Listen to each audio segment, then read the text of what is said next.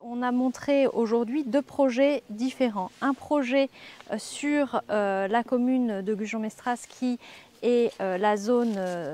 d'expansion de Canterane, qui est réfléchie comme la reconstruction d'une zone humide et qui permet une retenue de 180 000 m3. C'est un bassin d'étalement des eaux pluviales, mais on a adjoint à cette fonction essentielle une autre fonction qui peut être le développement ou l'accueil d'une certaine biodiversité. Les abords ont été retraités sur le plan paysager en landes sèches essentiellement, et il y a un entretien qui vise à maintenir ce type de paysage grossièrement, et donc les animaux qui en dépendent, les espèces qui en dépendent, que ce soit les insectes, les oiseaux, les mammifères, les batraciens, tout le cortège est là.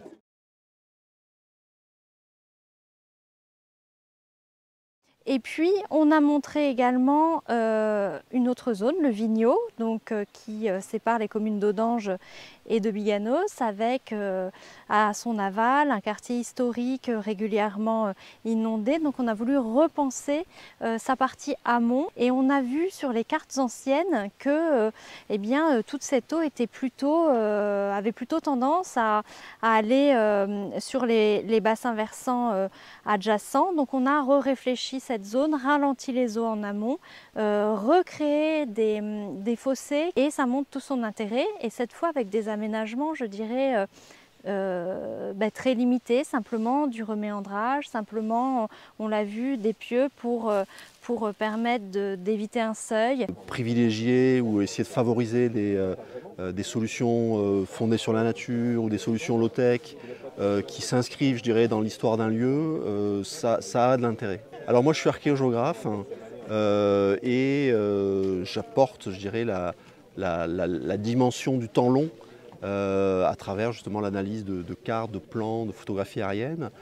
pour expliquer comment un lieu a été aménagé par les sociétés du passé et quelle est la part d'empreinte, de mémoire, d'héritage de ce passé dans le présent. Et comment derrière on peut remobiliser ces héritages, alors que ce soit un paléo chenal qui a été un peu oublié, voilà, différents types d'aménagements anciens, naturels ou anthropiques, comment ces aménagements anciens peuvent être remobilisés, refaire sens en fait. C'est très gratifiant de voir des réalisations concrètes, parce qu'on peut beaucoup parler sur le papier des solutions fondées sur la nature, mais c'est vraiment mieux de le voir sur le terrain, et en plus c'est quand même deux belles réussites de la part du CIBA, donc c'est extrêmement important de montrer des choses qui marchent, des résultats qui sont vraiment extrêmement intéressants et qui, j'espère, vont encourager les différentes collectivités qui sont là. On a notamment des collègues de Bayonne, de la CAPB, la communauté d'agglo du Pays Basque. On a aussi des collègues de la ville d'Agen, de la communauté d'agglo d'Agen. Donc ça nous permet aussi de nous réunir et de faire circuler les exemples